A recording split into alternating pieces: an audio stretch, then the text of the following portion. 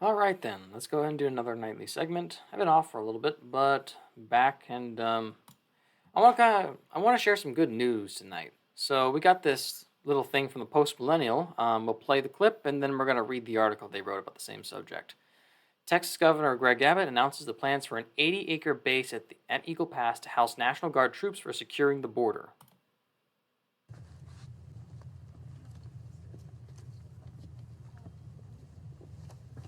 Hopefully the audio works fine.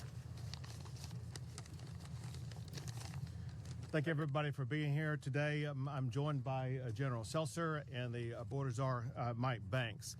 I want to explain to you what Texas is doing at this time to expand our border security capabilities.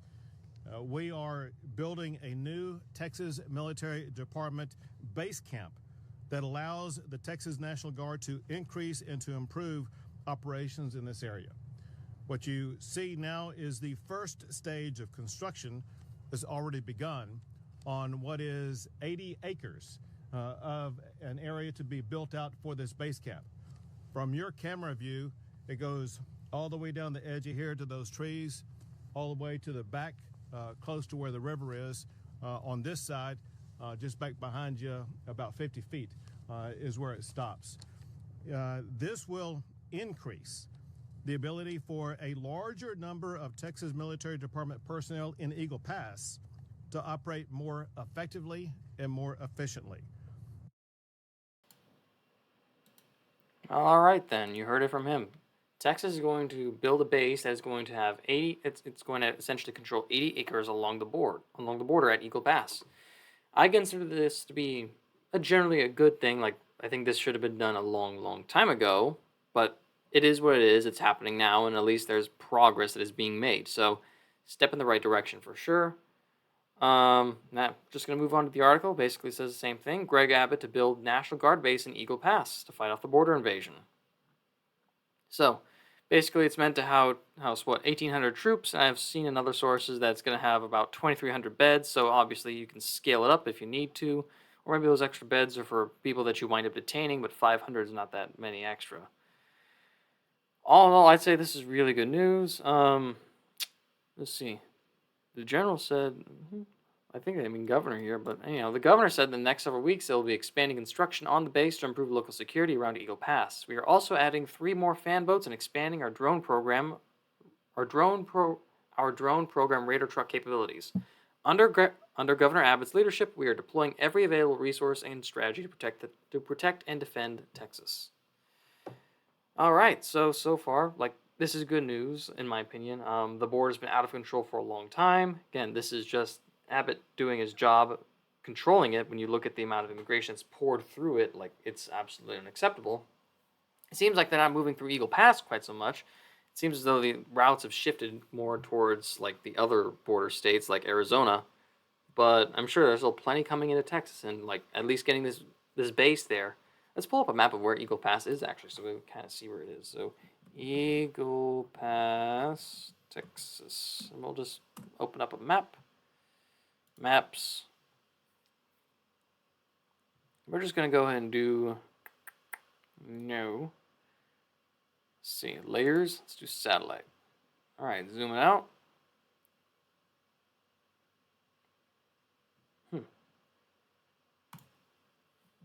Eagle Pass, Texas. There we go. Yes, can you make yourself go away? So Piedras Negras seems to be the town that's near it, and then Eagle Pass is on the other side, right down here. So this general area, that red square, zooming out. So essentially, it's almost like midway through the border. You got a lot of mountains here, so this seems like a fairly logical crossing point. Yeah, mountains here, so it'd be hard to transition people around here. I'm not really sure what the roads are like down here in Mexico, but pretty sure that all this is more mountainous, and so not as many people live there. Most people live in these greener parts where it's lower and closer to the coast. But anyhow, Eagle Pass seems to be the site of a lot of border traffic. This gives you a frame of reference as to where exactly we are. And 80 acres, essentially in Eagle Pass, is going to be turned into what is a whole new military base under the control of the Texas National Guard. It's a good thing, in my opinion. We need it. Anyhow, moving on, I just want to pull this NPR article because, again, framing from a political perspective is going to happen, and so you already see it happening here. So, the 80-acre facility is part of a $10 billion state effort to deter illegal border crossers. It's the latest escalation between the White House and Texas over who controls immigration on the border. Obviously, in this article, they're going to make the whole argument about how, it's not the states that have any say in this, it's purely the federal government. But two things. One, the federal government isn't enforcing the border, they're actively undermining it. Number two, the states have a right to self-defense. Like, sure, Texas has a border with Mexico, and, federal government's supposed to have the job of normally enforcing that job, but I see no issue with the state also trying to have its own enforcement mechanism. Like, this is dumb. Texas shares a border with another country. They need to be able to defend themselves. Just the way it is. I mean, it just, if anything, it only supplements what the federal government would be doing. And I resent any effort to prevent Texas from being able to defend itself. I'm biased because I live in Texas, but that's the way I see it. Anyhow, we got this little this transcript of an interview going on that NPR put up for us. Let's see. Construction underway on a controversial state military base camp in Eagle Pass, Texas. The base that was authorized by Governor Greg Abbott will span 80 acres and house up to 2,300 National Guard soldiers. We know this.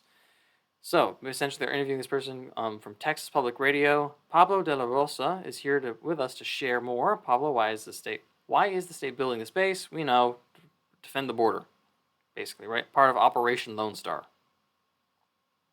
So this is a nice little soundbite of what Greg Abbott already said.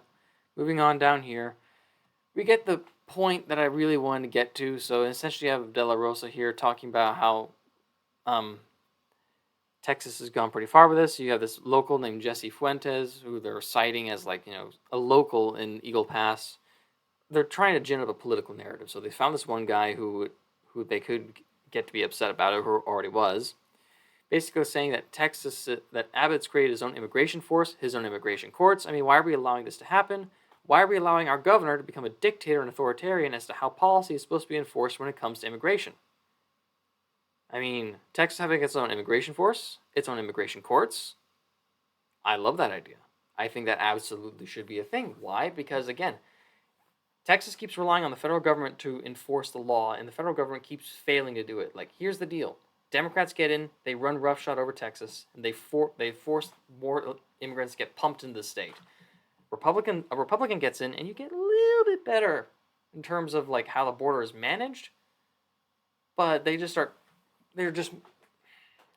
doesn't stop. It keeps coming. So at a certain point where Texas has to be able to handle itself. If the federal government won't take our problem seriously, Texas needs to step up and do it. Anyhow, this Jesse Fuentes guy, he's upset because he owns a kayak business in Eagle Pass, and people go kayaking up and down the river and all, and the razor wire buoys that have been put up have been a problem for his business. And to be honest, it sounds like a legitimate business, and I don't care at all. I want my border secure. I want the border of Texas and the United States to be secure. Tough deal. I hope you find another way to make money. But if this completely shuts down your business, look, what do I value more? Do I value your business, or do I value the state of Texas enforcing its own border and keeping illegal immigrants out? I value Texas protecting itself, or at least keeping out illegals. That's what I'd rather have. So this guy in his kayak business, go kayaking somewhere else, or stay on one side of the border and don't cross over. Apparently, he's in a lawsuit along with some other locals about how Texas has set itself up there. They also complain about how where is it that Eagle Pass, or no, Shelby Park, the place where Texas has been operating, where they kicked out the CBP. Apparently, that used to be a whole location where that the community would come together. They have Easter, they'd have picnics out there. It's like a general community space. You know what? I still don't care. That land is needed for something else. It's undeveloped. It's unused. People just go out there because it's generally open, flat space that they can kind of have communal gatherings on. And you know what it's needed more for? enforcing the border. So, yes, immediately develop it and get a running base there. Defend the border. That's my perspective. Don't really care who's upset about it. Moving on, we got a couple articles from Scanner. Just kind of supplement what I've been talking about. So, Border Patrol Union blames Biden for border crisis. Informal surveys show that illegal aliens prefer Biden as president by an overwhelming margin.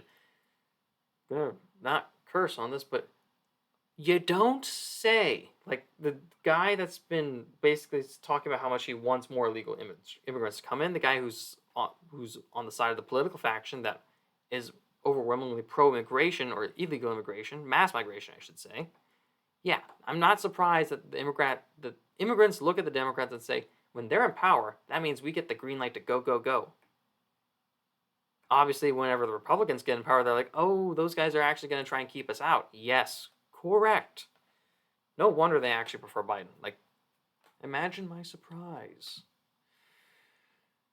Anyhow, what's more interesting is that the Border Patrol is basically looking at Biden and saying, hey, or the union of Border Patrol agents is looking at Biden and saying, you're the one causing this. And I reported on this a while ago, where in one of my older videos, basically, the spokesman for the Border Patrol, when Texas first kicked Border Patrol out, right? Texas kicks them out, and then a Border Patrol guy is a spokesman. He gives a speech basically saying, what Texas is doing is actually enhancing border security. While at the same time, the Biden administration was basically saying what Texas is doing is wrong and illegal. So the union of Border Patrol agents clearly wants to side with Texas. I don't know if Texas could fund them, but my advice would be, if you are Border Patrol and working in Texas, stop listening to the national government at all. Just say, nope, we're done. Pledge your authority, or pledge your allegiance to the state of Texas and enforce the border for us, because clearly the Biden administration is hell-bent on completely undermining the border. Screw them. Like, stop taking orders from Biden. You can still call yourselves the Border Patrol, but say, you know what, we're going to take orders from Abbott instead, because he's actually trying to get the job done. Like, these guys care enough to be in union that is outwardly criticizing and arguing with the president. So I think the next step should be, back up your words with action. Don't just keep saying, oh no, we're upset about it, we think it's wrong, we're disgusted, but we're going to keep going along with it. I think the time has come where it's like, okay, that's it. We're not taking orders from a guy who's actively trying to circumvent the law, who's actually, not just circumvent, but break the law. Stop enabling criminals. Stop working on behalf of a guy. Stop being a criminal for the criminal mastermind, essentially. Not that Biden's a mastermind or anything, but essentially the whole system that props him up and the entire political apparatus that wants more mass migration. Stop taking orders from that. You know what the law is. The law is no illegal immigrants. They have to come legally. There's an established process for that. If you're going outside the process, you must be deported. Anyhow, we'll just read a little bit of the article. This denunciation comes amid reports of Border Patrol agents being stretched to their limits while grappling with the significant influx of migrants. The Border Patrol Union has remarked on social media that a notable preference for President Biden among migrants has been instrumental in driving the surge, suggesting a perceived invitation from the president himself. Informal surveys show that illegal aliens prefer Biden as president by an overwhelming margin. Yeah, we got the whole thing there. Now if Joe can just figure out how to get around some more silly laws and get them all registered to vote. Well, of course he would want that. I just don't know if he'll be able to. There's certainly attempts in places like New York to get illegal aliens to vote at the local level, and that's a gigantic problem, because once they start voting at all, they'll say, well, why can't we vote for the other stuff? It's depressing to think about, but I don't know how much longer this country can last. Like, the reason why I keep focusing in on this border stuff is because, like, of all the things that could be a catalyst for some sort of major escalation in the United States internally, it seems like this border stuff might be the thing. Like, I don't know. This seems to be the hot button issue. Like, somehow this thing has bypassed immigration in terms of the number one issue for all people, regardless of political party. It's the number one issue for Republicans, number one for Democrats, number one for independents. Immigration is out of control. To be honest, it was always out of control. You were getting 300,000, 400,000 for like a long time. 300,000, 400,000 per year, essentially. Biden gets in, and we start getting more than 1 million. we get more than 2 million, and then we get more than 3 million. That's years 1, 2, and 3 from him. And we're on year 4. I think we're already up to, 980,000? So that means we're basically already up to, almost a million. We're basically going for, 4 million at this point. So that's real fantastic, combined with all the illegal immigrants that were there when Biden first took office. It's a disaster. Anyhow, moving on to the next article. Texas sues NGO for potentially facilitating illegal immigration. The federal government perpetuates the lawlessness destroying this country, said AG Ken Paxton. And this is significant because this is essentially, you have the Attorney General of Texas pointing to the federal government and saying, you're the one that's pumping all these immigrants into our state. You're the one at fault. I mean, yes, it's being done through this NGO, but the NGO is essentially operating on behalf of the Biden administration, or at least is being enabled by the Biden administration. We won't say that they're operating, that they're an arm of it, although I wouldn't be surprised if that was the case. Let's just read the article for a little bit. Texas Attorney General Ken Paxton is suing a non-governmental organization following evidence that the group may have helped aid illegal immigration. The Annunciation House is located in El Paso, where it operates a series of shelters and offers assistance to illegal immigrants from Central America. In addition to food and medical support, Annunciation House connects migrants to legal assistance. The nonprofit began its operations in 1985. The chaos at the southern border has created an environment where NGOs funded with taxpayer money from the Biden administration facilitate astonishing horrors, including human smuggling, said AG Paxton in a statement on February 20th. While the federal government perpetuates the lawlessness destroying this country, my office works day in and day out to hold these organizations responsible for worsening illegal immigration. The AG's office reportedly served the nonprofit with a request to review its records on February 7th. The organization requested and was granted a temporary restraining order on February 8th by District Court Judge Francisco Dominguez. In turn, the state is now countersuing to gain access to the information.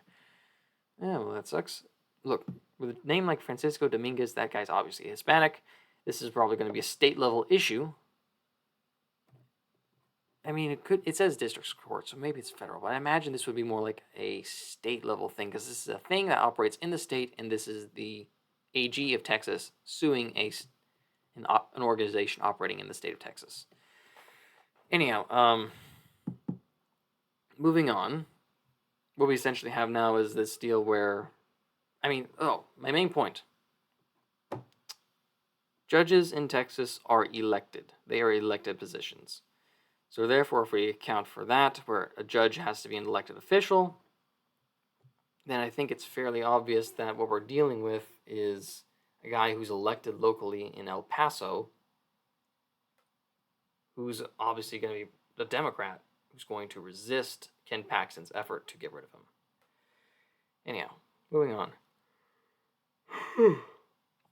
According to the filing, Paxton's office has asked the court to revoke Annunciation House its organization registration. So basically, it's a non-government organization.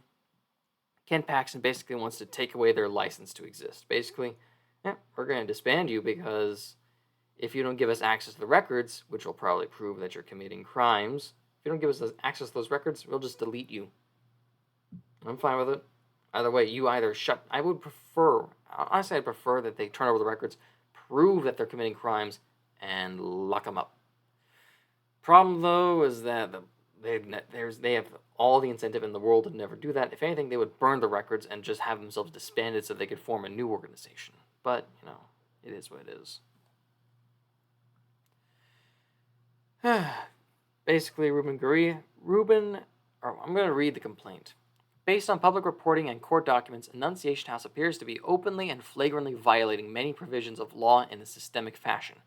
Annunciation House staff also made multiple admissions that they had assisted migrants in the past in the United States who had not surrendered to Border Patrol, had assisted persons in Mexico in crossing over to the United States in the past, and they intended to continue these activities in the future. By definition, there are no documents to corroborate the presence of an undocumented migrant who is in the United States illegally while residing at one of Annunciation House's locations, except for those in Annunciation House's possession. Ruben Gurria, the founder and director of Annunciation House, denounced the lawsuit. Well, of course this person did.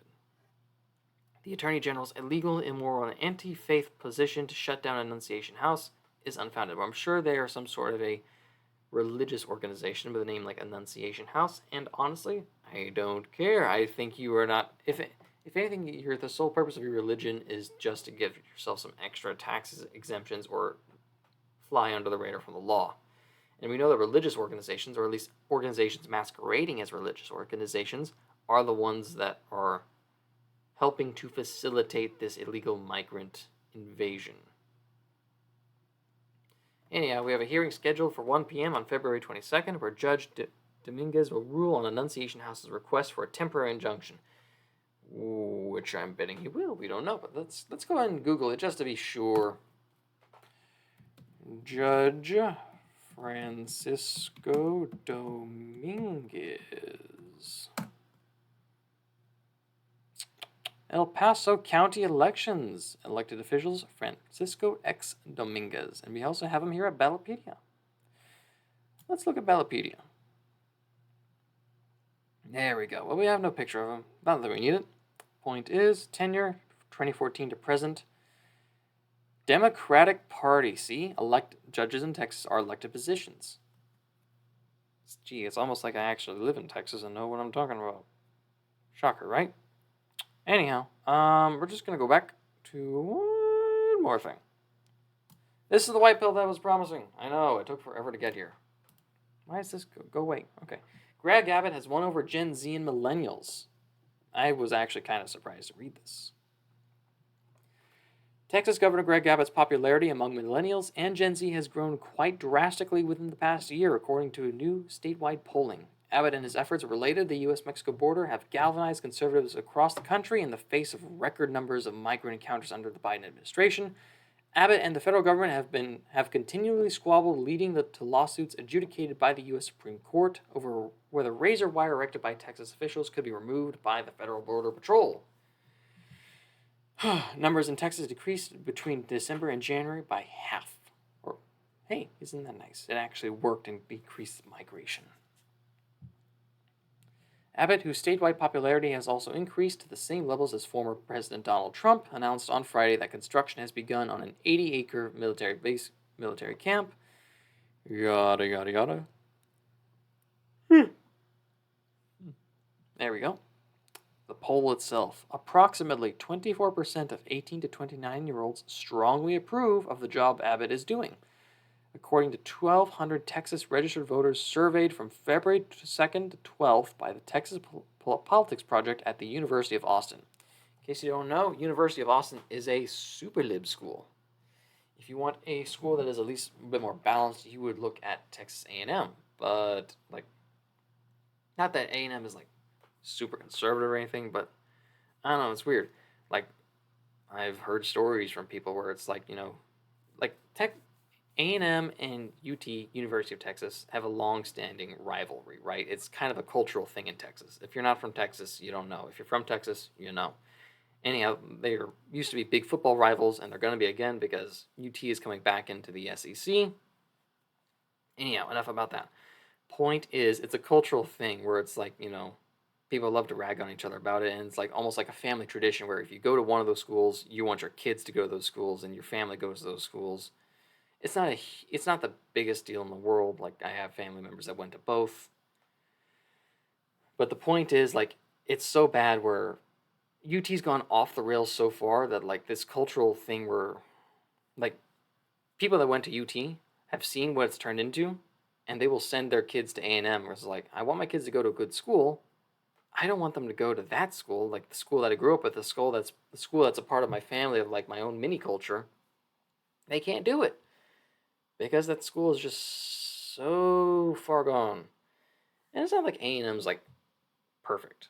The faculty, in my opinion, left wing. I went there. I should know. But, you walk around campus and you see lots of, obviously very right-wing people amongst the student body.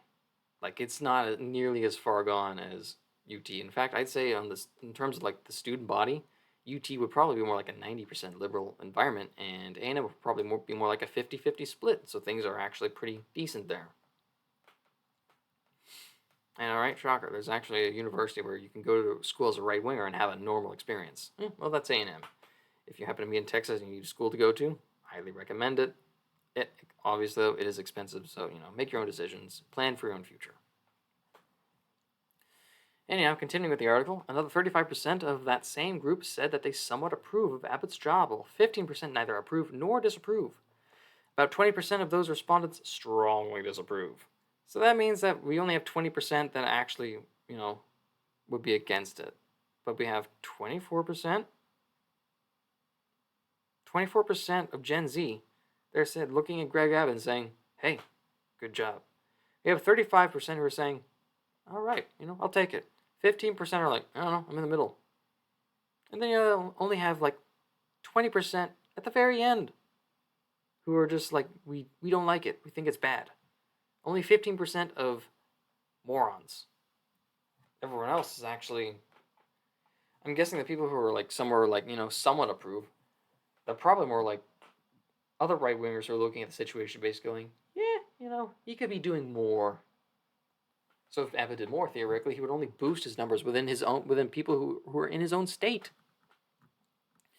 Moving on, millennials, 30 to 44. These guys are worse than Gen Z. 17% strongly approve of Biden, 31% somewhat approve, 15% neither approve nor disapprove, 27% strongly disapprove. Well, what are you going to do? Millennials are millennials. The political opinions of that generation are just complete trash, in my opinion. Like, obviously, it's not a monolith. Everyone is entitled to their own individual opinions, but when you look at it collectively to try and, determine demographics and such, the opinions of millennials are just the worst, in my opinion. Basically, Newsweek goes on to say that their opinions are more varied, but have built apparent trust in the governor.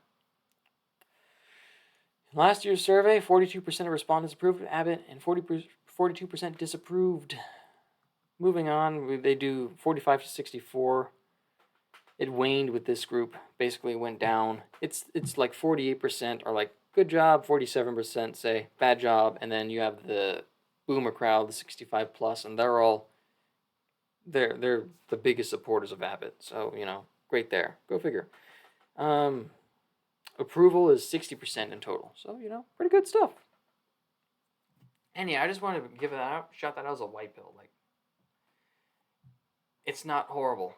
Like, the things that Abbott is doing, like, people always worry about, like, the younger crowd and what their political opinions are. Well, here we have an article discussing actual polling data from young people in the state of Texas, which is like, it leans red. We have, like, a significant number of more right-wing voters than left-wing voters, assuming that the Democrats can't manage to get illegal aliens to vote. But people always worry about how the youth is going to impact things as they grow up and get older. Well, here we have a clear example of the youth on the issue of illegal immigration looking at Abbott saying he's doing the right thing. And Abbott's continuing to do the right thing. He's building a military base to kind of help keep things under control. Like, the federal government is failing its job and Abbott is stepping up. I wish he had done this a long time ago, but I'll take what I can get, and welcome to the fight. Please keep pushing for this. That's all I can really say. Anyhow, if you ever start feeling depressed or angry or frustrated, just remember that there is still hope. Not all is lost. Anyhow, just wanted to end on that note. Thanks for listening and have a good one. Bye.